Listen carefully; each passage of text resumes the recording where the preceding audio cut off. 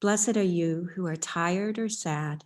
Blessed are you who see joy and prepare feasts. The holy comes to us in the wilderness and does not abandon us. Today we pause to notice where we are and what time we are in. We have had a full year of global change and a year into the unknown. So some time ago, I asked the worship team if I could lead or do the teaching for this service because in my clinical work, I have noticed how easy it is to ignore anniversary reactions, how much they surprise us, and how they can become gifts in themselves. Our bodies notice the turning of the seasons. And that's why anniversary reactions happen, even though we may not have calendars.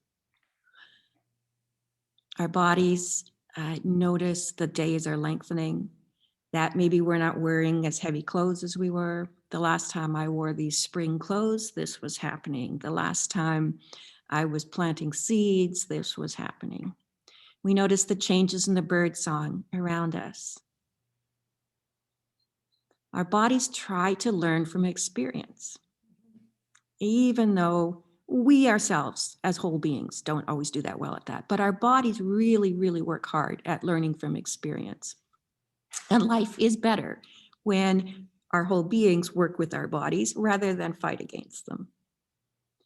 And so it matters that we acknowledge memories and sensations, and it matters what we do with our memories. How we manage our memories influences how we go on. It's about the story that we tell. There's some things that I want you to know about memories and the brain. Memories are information to be used. It is not a storage of videotapes or whatever sort of technology. Memories are dynamic, active processes that integrate information from the past, things that our bodies have seen and heard and felt, and thoughts that we've had with what's happening right now. And there are some things that are important about memories of times of great change. Memories come in different kinds. They're not all equal. We know that there are moments that we remember very vividly. We know that it seems like there are entire months that we don't remember. We know that memories kind of overlap and blend together. One feature that people have been talking about as we look back at this last year, where everybody has gone through great, great change with not enough support. And so one of the ways that we think about things that totally throw up all our expectations, our plans, our ability to function, require really rapid adaptation, and where there's some pain involved. I'm going to call that trauma here. You can call it different things. But one of the things that we know about those moments is that there's kind of a flashbulb effect in the brain that really super highlights some particular facets of a memory and wipes out, just like after a flash goes off, you kind of get wiped out. You can't see around it. And so it's important for us to know that about certain kinds of memories. Our brains want to organize memories. Again, our brains are desperately trying to help us live, function, get better, enjoy life. And so our brain wants to organize and will organize memories and stories. Our brains are developed to work into narratives. There are parts of our memories that are outside of a flow of time.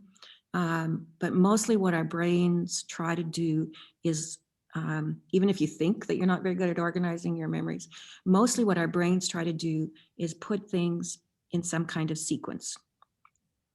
There are some people whose early experiences are so disruptive that their brains can't do that. But for most of us, our brains want to put things in sequence. And there's a beginning and a middle and an end. There's a before, there's an in the midst of things, and then there's an after a major event and what goes on. And it's the starting of a new chapter. It's a time when we can look back, can reevaluate. And every day has a beginning and a middle and an end. Every breath has a beginning and a middle and an end. And every turn, rotation, every cycle of the earth around the sun has a beginning, a middle, and an end. And so this week, I'm not talking just about things that the whole globe has gone through with the pandemic. And I'm not talking about things in particular in our country, people in general. Today, I'm talking about what's happened with this group, with our fellowship, with our church, and what's happened to us as we come together. So this Sunday marks the end of one cycle, the beginning of another. And that's a really, really weird time. A really weird time for us. We are going through things that are happening for the second time. We are having our second Easter, our second missing of the love feast, our second growing things together, our second, all those things that there are second missing of, Easter gatherings. And that's really weird. And so our brains are trying to organize that. And one way is to just go, it's all a bunch of stuff. And maybe something happening now is like something that happened before. But we can think about organizing it into the story of what was happening a year and a half ago, what happened a year ago, what's happened since then, and how things are different and the same now. And so I'd encourage you to think about that in that way. Our brains want to make connections. Our brains want to connect with people. We were talking just before service started about how much we long to connect physically. I notice how excited I get when I actually see somebody in 3 dimensions rather than flat on the screen. It's so weird. And so our brains ache to connect and to mirror and to interact. And we need to honor that. And we need to honor how weird it's been for us this last year. And we need to honor the incredible creativity with which people have connected. And I'd encourage you, if you're comfortable, to put in the chat ways that you have found connection. And no matter how weird it is, but there are all kinds of creative ways that our church has, as individuals and as a group, has facilitated connection with each other, supporting each other, facilitated connections in a community, and with our extended families and the wider church. So it'd be great if some of you could start putting some of those in the chat, and we can keep going with that. Hoping I'm going to see some of those notes pop up. Some of you have worked really so hard with this. Our brains want to make connections with people. Our brains want to make connections with nature. Our brains ache to predict. We have different interests in things being new and predictable or not, different personalities. But our brains automatically lean forward. And so that's part of organizing. Our brain is looking for those patterns. And it's also okay to notice what's new. And that's a really important thing when we're organizing our memories. I think we can be conscious about what is the same and what is different. And so today I'm particularly noticing that a year ago, it felt like we were in shock about how are we going to do Holy Week? What do we do Palm Sunday, Love Feast, Easter? This year we have plans. They are not traditional plans. They are not what we might like, but there's some really good potential in getting back to the meaning of some of those plans. We have adapted things like developing our book study groups, our other conversations, lots of different ways that we have of connecting. I don't know if anybody's put this in the chat yet, but as much as we miss singing together, we are so grateful for those preludes that Cindy's been giving us, and that would not have happened otherwise. So there are things that are the same and things that are different, and things that we miss and things that are better. New is okay. We are learning things. And so some of the other things that are new are Your what? I can't find the broom. It's on the kitchen. I picked it up earlier this morning. some of the things that are new are the ways that we have seen each other's pets and how much we get to eavesdrop in other people's households, whether we want to or not. It's just, we're good together.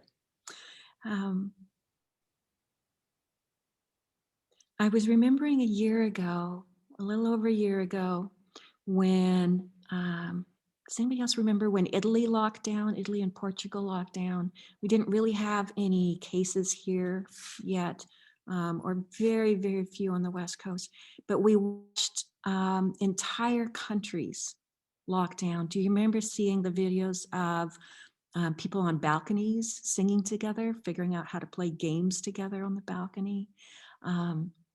Being creative in that way. One of the things that I remember was, as someone who's interested in epidemics and public health and having watched this unfold, one of the things that I noticed was the Italian and Portuguese people who made videos about what they wish they would have known a month earlier before going into lockdown. And I think there's so many things that we wish we would have known a year ago. And maybe you can put some of that in the chat as well. Is there something that now you wish you could tell the you that was there a year ago? That things that will be okay, there will be toilet paper, there will be ways of connecting, things to be brave about, things to prepare for, things to celebrate, take advantage of every contact that we have with people. What are some of those things that you would want to tell yourself from a year ago?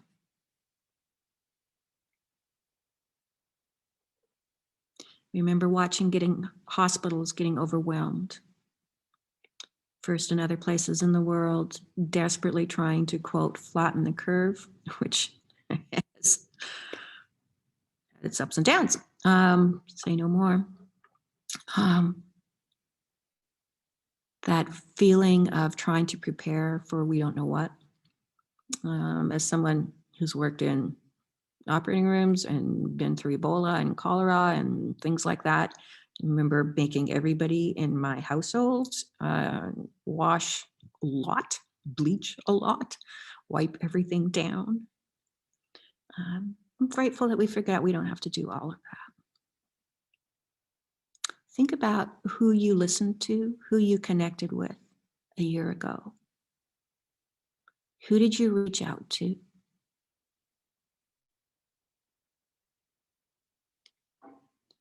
What are the things that you've learned in that way about reaching out? We have been in the midst of this pilgrimage, a long, long trip. If I had more time today, I would ask those of you who work with scouts and other wilderness adventures how you pack for a wilderness adventure. What happens to the baggage?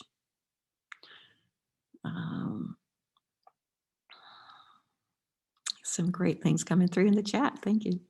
Yeah, beautiful, beautiful things that have been created in the world to inspire and comfort each other. So what I know happens to me when I'm on a long trip, what I've seen happen with friends who go on a pilgrimage, whether it's biking around the 48 states, whether it's walking the whole Appalachian Trail, different things like that, is that our baggage changes over time. We choose to drop some. There's things that we realize this is not worth carrying anymore. There are things that we lose, hopefully not your purse or your wallet. That happens too. Things that get stripped away, coping mechanisms, your favorite book that gets left somewhere, your favorite food, comfort food that you can't find, your favorite shirt that gets worn out. Things get stripped away, and your baggage gets lighter for that too. Some of the way the baggage gets lighter is that you end up eating and using up some of the food that's there.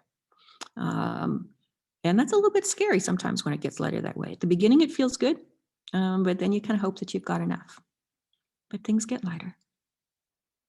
And there's not as much stuff to fill up your pack along the way, which can be, again, a little bit scary if your food supply is running low.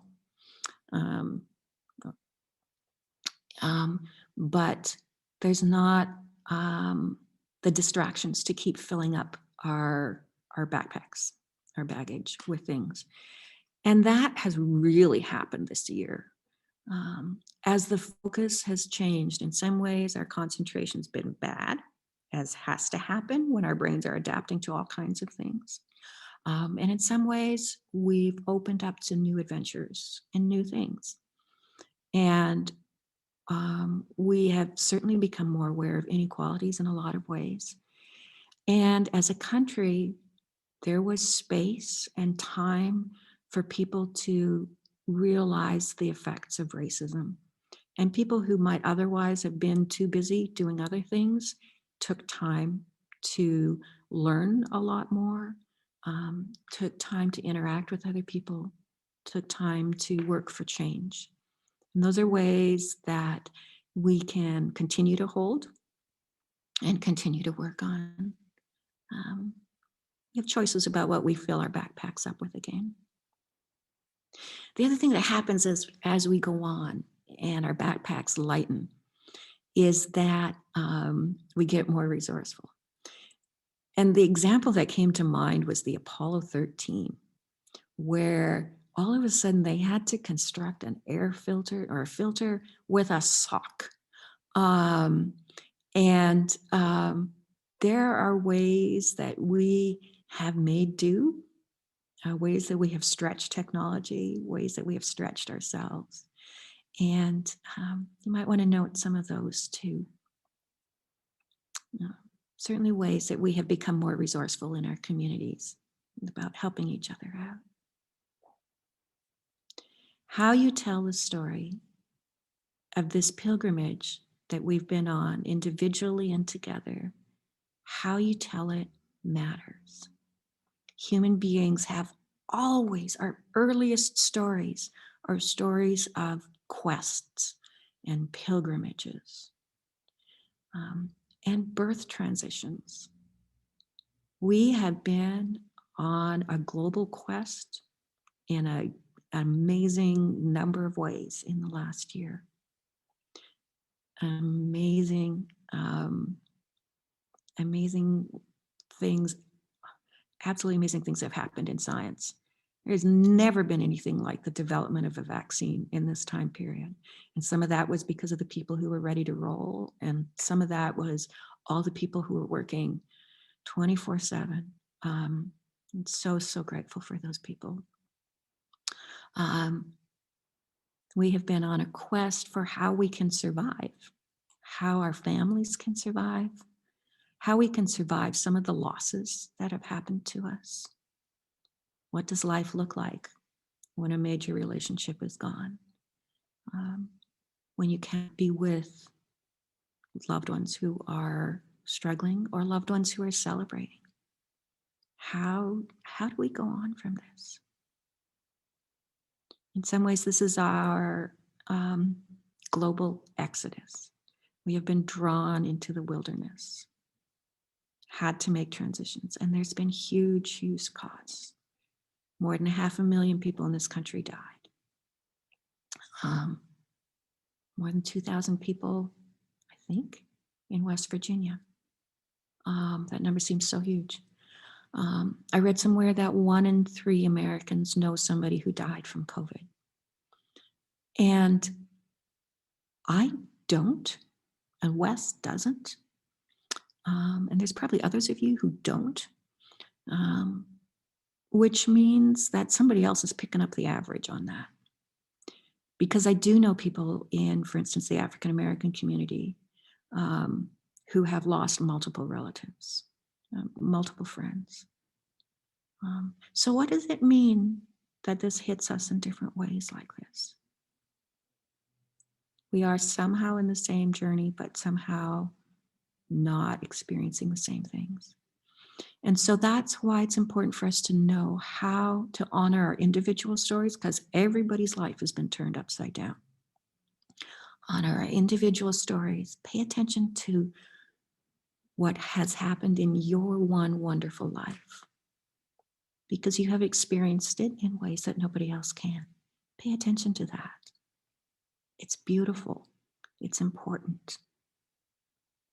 And as you figure out your story, you will figure out how other people's stories fit alongside that. This is a long pilgrimage that we're on, and it's not over. So pay attention to the memories that come up as the seasons turn, as we go through things. Do things to keep track of your story. I suggested earlier this week in an email that if you don't like writing things down, you can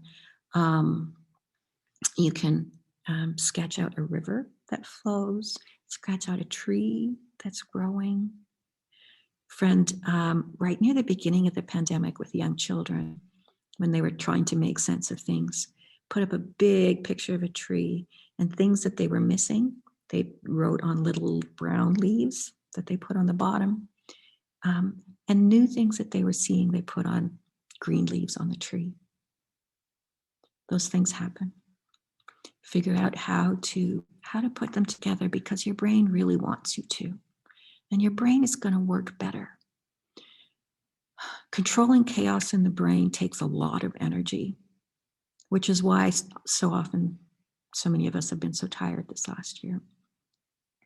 So when you can make sense of things, that helps. And when you can notice the balance of things, that helps your brain move forward. The other thing that I want you to know about memories, again, is that memories change, and that is a good thing, because memories are our brain interacting between the before and the now. Different things will show up at different times. I remember a beautiful book written by a woman who survived the Holocaust as a child. And she was a child psychiatrist, became a child psychiatrist. And so, of course, had a lot of interest in developing brain. And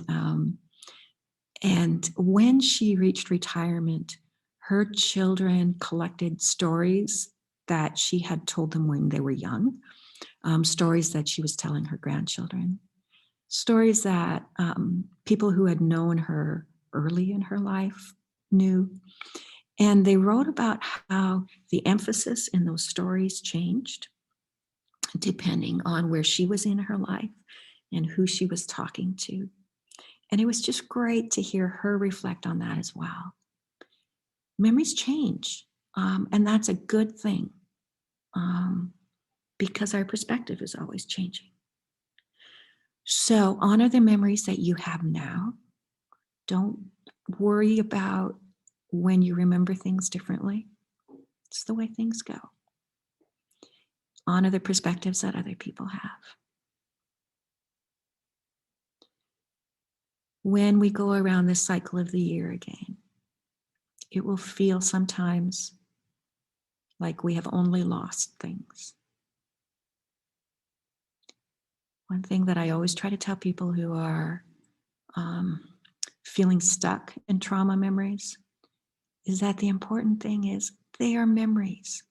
It is the past. You are here now. Beloved faces that I see in front of me, you are here now. We have made it this far. We've lost a lot. We've lost parts of ourselves, parts we may not be really excited about remembering. It's important to remember that we're human. And here we are together. And so we can do this together. Remember that you're here now. Remember to honor the new shoots, these tender little plants, new things that we're trying, experiments. We don't get everything right the first time. We struggle with technology. We have to make plans and make them again. But through it all, we are learning new things and finding new things and finding new ways of being. And in that, remembering the past and seeing what's coming, we also can honor the places to be healed. There are places that are not healed. There's healing that will come.